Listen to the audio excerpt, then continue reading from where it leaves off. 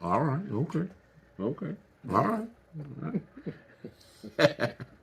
Denzel, shout out Denzel. But we coming back. We plugging a little bonus clip of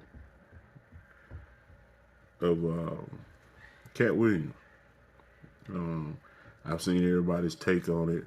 Uh, some of the people that he spoke on, they take on it, and then some people from the side that knew Katt, that know Katt, or even people folk that's on tour with Katt. They them giving their side. Uh, and we were sitting at breakfast this morning. I was like, you know what, man, wait, maybe we should weigh in on it just to see or discuss what we saw, and or what we, what we got out of it. And for me, people can say what they want to about Katt, but here go the thing. For me, this is a guy who knew somebody was always going to harp on his size, so he took what he knew was going to be a talking point for others and used it, okay, to elevate his character. When I go back and watch that interview, I think this is the rawness in it, that he went from maybe subliminally talking about somebody. He named names. He went hard, and that's where the shock value came in at. It's like, ooh, you know, this cat, he went off in a sense. I see a lot of those that he was talking about say it came from a place of jealousy. You could say that. Sometimes it ain't jealousy. It's just keeping it a buck with you. And some people gotta disguise it as jealousy. But if we talking truth, the man was just talking his truth. Just like in your response back to him, you're telling it from your side. Just because you're a bigger a box office draw or something, doesn't mean people are jealous of you. No, that ain't how that works. Um, for me, I think jealousy comes from a person who does not have the ability to do what you do, not what you earn. Mm-hmm. Jealousy comes from a cat that probably makes more money than you, got a bigger house than you, bigger cars than you, but he can't. He is under the vise of something else. He can't go out and do it for himself. That's what jealousy, for me, kicks in. Mm-hmm. Okay, so to say Katt was speaking from that spot, I don't see it. This a cat who, like I say, he went, he said what he said, but then when you go back and break it down, he said they've been saying I'm, in the sense that I've been on drugs, or I've been smoking crack with them, but you ain't never found nobody that can say they smoke crack with me. Okay, they can tell you about all these times I got locked up, but I ain't never been convicted of anything. You can talk about all of my bad, but luckily, and it's been actually for some years, even before this interview, broke with Uncle Shaw, Uncle Shay. You know, it was it had been stories out there always about Katt, giving back and giving the people in the audience, and always taking care of his fellow comedians, and always taking people on the road, even when he wasn't even at that level. Hit that level yet, he was always bringing somebody with him. So luckily, it was already some good stories out there about Katt, but then more people came to his defense about what he had going on once all this came, because they knew they were going to tear him down. Right. Because he's talking about some big name folks. Yeah. He talking about Kevin Hart. He talking about Steve Harvey. Yeah. They knew it was coming. But luckily, he had folks on this side to say, oh, hold on. Say what you want to about it. One, he not going to talk behind your back. He going to tell you straight to your face. And two, whether it be Boosie or several of these other communities that some of these cats I didn't even know. saying, hey man, this dude came to town. He had he reached out to my people for me opening the show. Man, I'm thinking to get, $700, $800, and this cat come and give me 3,000. And then tell me, good job. See, everybody quick to jump on that bandwagon when it's time to bring you down, but don't nobody want to hear them stories about you good at all. Yeah. And so for me, I'm going to say, whether it be the timing of his tour, take full advantage of it, Cat. Keep doing your thing, man. Keep living in your honesty. Because nothing that you said was malicious. It was the God honest truth, because none of them went back and said, Cat, you a lie. None of them. Not one. I think Earthquake might have said, he was lying about, I think, him not being able to read or something. But nobody went back and said, you a lie. Yeah. So, where does that lie? I got my own truth. I know my flaws every day. But one thing about it, if you know me, you know me.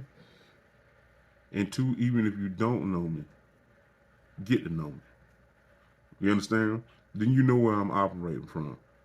I ain't gotta shoot nut with anybody. I ain't gotta play like I like you. Right. It is what it is.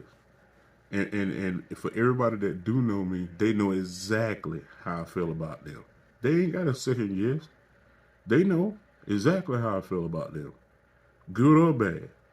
But people that know, just like he was saying, the people that know him and know he loved them, that's all that really matters. None of that other stuff matters, man. Yeah. Life way too short. If you think about it, for just the last 6 months, I was just shooting this with my cousin the other day. Man, just in the last 6 months, the people that we just don't lost locally, you'll understand how short life really is. Some people didn't even get a chance to make it to 50. I just went to my coworker, a brother to me, his service on Saturday. He had just turned 49. He didn't even make it to 50. Quit playing with this life thing, man. Yeah. It's shorter than you think, and you really don't have no time to, in a sense, play with it. Make your stamp on it, and enjoy your people, because one day they all gonna get called home. Ain't nothing you can do about it. Yeah. Leave your legacy of putting down and doing, for your folks.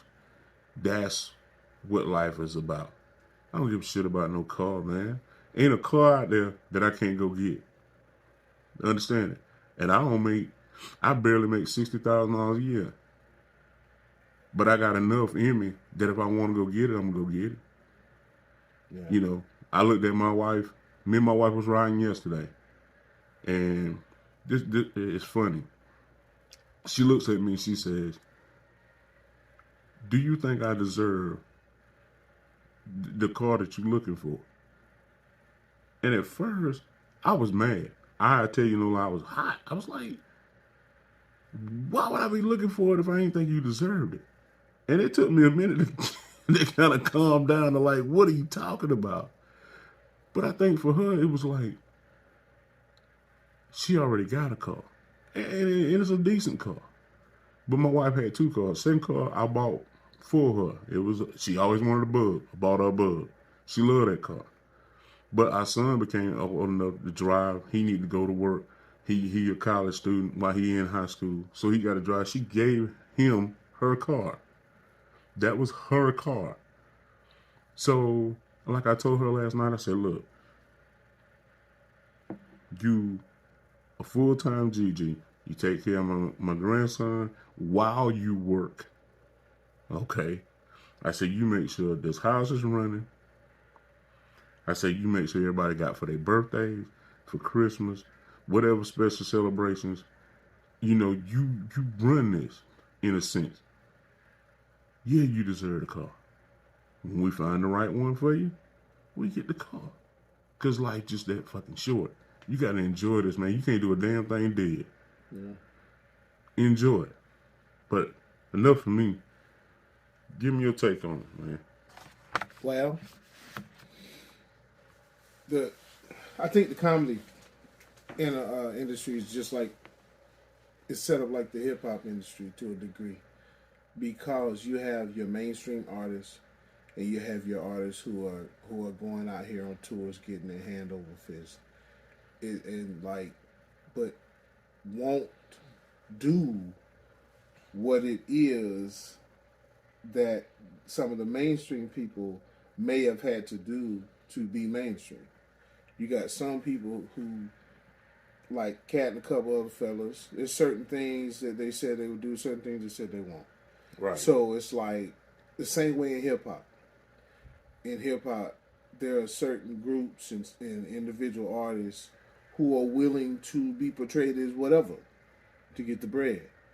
Certain ones aren't. Certain ones feel like their lyrics are sacred because it came from their own mind. So they're like, nah, not doing that. So they basically, there's your separation of what you're willing to do and what you're not willing to do.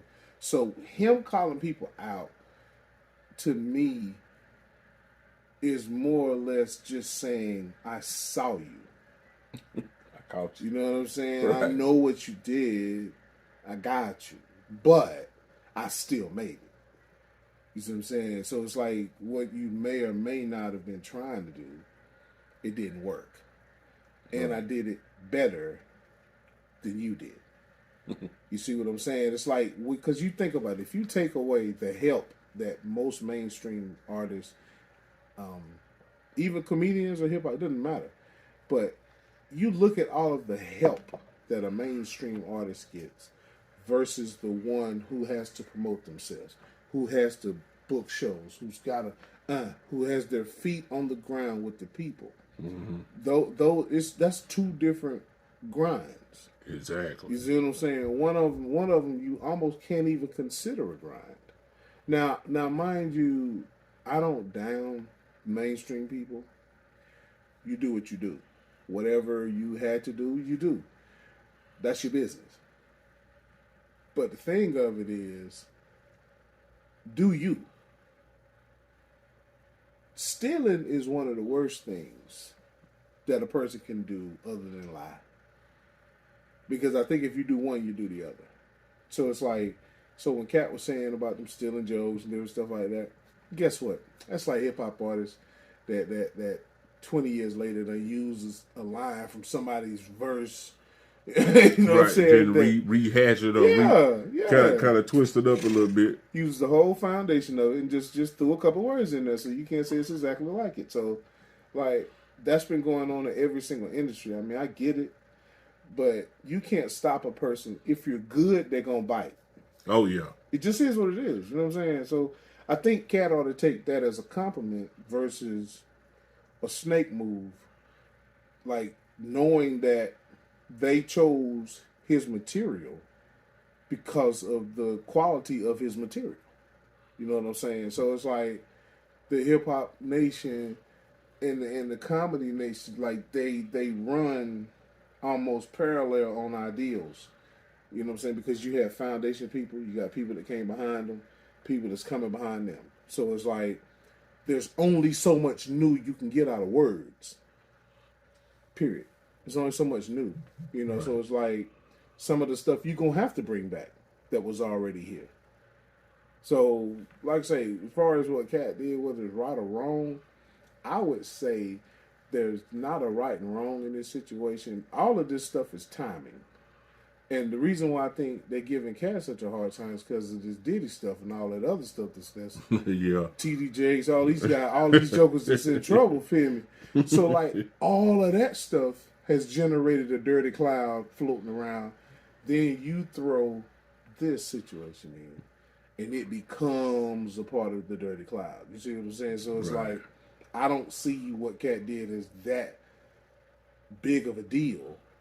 When you consider everything else that was right. already out. Right. You see all the other stuff that's going on. I mean, the fact that you telling somebody they stole some stuff from you, you know, and you recognize like, okay, I understand why you stole from me because I'm better than you. I get it.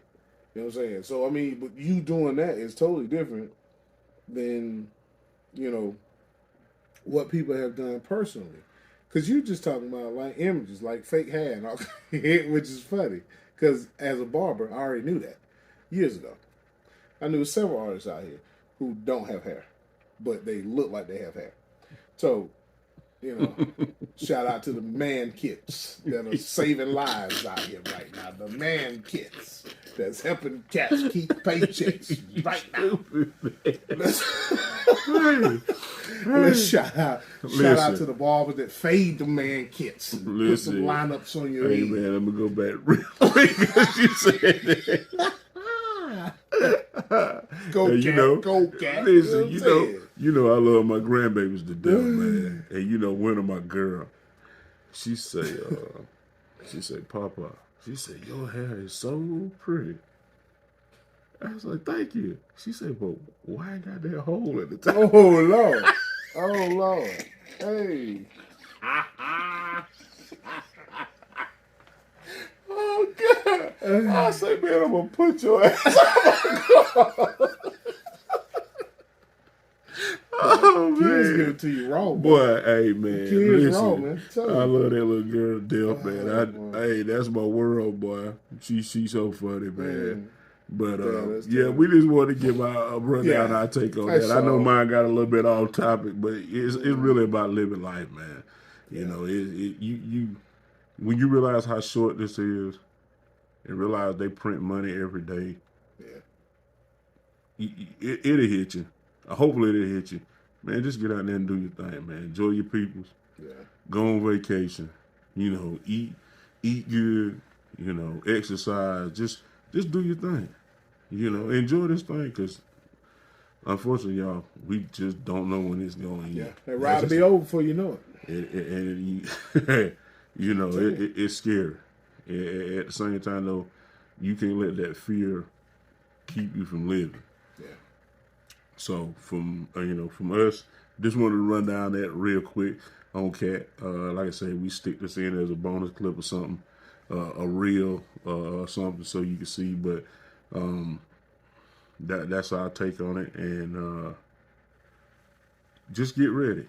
We got some more episodes, more stuff we're gonna dig off in the crates and bring to you guys. You can hit us up. I think our contact information is on our Facebook page, so you can email us. You can post directly on the page. You can inbox us. We got a bunch of stuff coming up. A few community events we're getting ready to do. We gonna be in this, and a big shout out to our community, our whole community as a whole, because me and this guy was sitting and we were thinking about what we were going to do for our intro. And what we realized was that we're a combination of this city. Me, born and raised in Brutontown.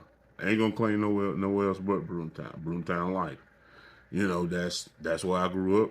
That's what made me who I am. You know, he got, you know, where he was born and raised. Or his part of the city that, you know, he claimed as home. Southern side. Yes, sir. West Washington, Hampton.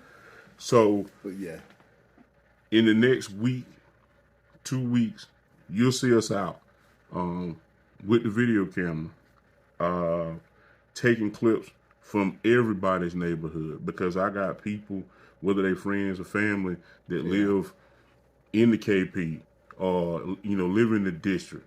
I got people, you know, that live right across the railroad tracks from me, and you know, in New Washington Heights and City Heights and all that. So it's gonna be, if you see us out, you know, we just filming because I want our intro to be respective of the city, you know, and be from us to you guys, so you see it, you know, for what it is. We ain't trying to sell you nothing. We ain't trying to get over. If anything, it's gonna be more of us giving back. We've done several coat drives and stuff over the years, but it's got to be more than that. We can't keep doing That because it's stalling out a lot of other stuff. You know, we really got to get back into taking care of our money, and showing these young folks they can get at it early, and live a good life. So you're gonna see different programs and stamps with our name on it because it's gonna be something different. Because we could jump into the rat race of every other podcast where you see black men and black women going at each other's throat, talking about all the differences in between us, and talking about the same old sex stuff. Like, as long as it is what it is, you know what I'm saying? How many times you gonna rehash it? Yeah. And on top of that, dear black women, we don't hate you. You know what I mean? We love you. Right. You know, and we all just got to try to do right by you. So it's work, and you're gonna see something different from this. You know, this group, this whole little media thing we got going on until they decide they're gonna shut us down. We gonna rattle some cages.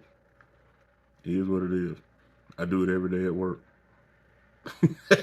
So it's nothing to me, you know. And this guy know how, you know. I know how this guy rock. He the silent assassin. He gonna insult you with intelligence to the point you gonna have to question, what the hell did he just say to me? I don't even know how to take that. And then he gonna ride off. Right. that's right. The end. That's the end of it. Right. I'll let you go. He's just saying, take care of yourself. So y'all, man, let's have fun with this thing, and just be looking for more stuff to be coming from us. 2024, giving out more. That's it. We gonna ride it till the wheels absolutely fall off. Yeah. And I hope you guys here with us. I do want to say. We're going to go ahead and say our condolences to Green Bay next week. I hate to be the bearer of bad news, but you got to come to Levi, and it ain't going to be pretty. It's going to be pretty. I do remember hearing the followers of Jerry Jones say the same thing this past week. I told them to carefully consider what they say, how they say it, and who is said to. I said, this is the thing. We have nothing to lose. See, all of the bets was on Dallas. Yeah. All the bets are going to be on San Fran. See, we don't have any pressure. We showing up and balling, however it happens. So if we play good, great. If we don't play good, hey, we have already overachieved for the season. So here go what you got to understand from me. Even if I was to lose to you guys, I'm still happy. You know why? Because I ain't got to hear, how about them balls? Oh, my goodness. Oh, my goodness. What about them Cowboys? Hey, man. Yeah, all you Cowboy fans, you know what I'm saying? Hey, heal yourself. But I know Stephen A. Smith woke up and he didn't even know what to do with himself. I watched him last night. He was ridiculous. Boy, he was ridiculous. You know he told him. Oh, he said, ooh, I can't wait the first take. He just laughing the whole time. So this guy's going to be ridiculous. Well, you know he was stupid, man. But, hey, man, shout out to everybody. For sure. Hope everybody doing good on this MLK Day. Maybe you using it to, give back to the community. And I guess we're going to catch you guys later on in the week. Yeah. We working, Martin. We out here in the streets with it. All day, every day. I mean. And double on Sunday. Hey. Fix that.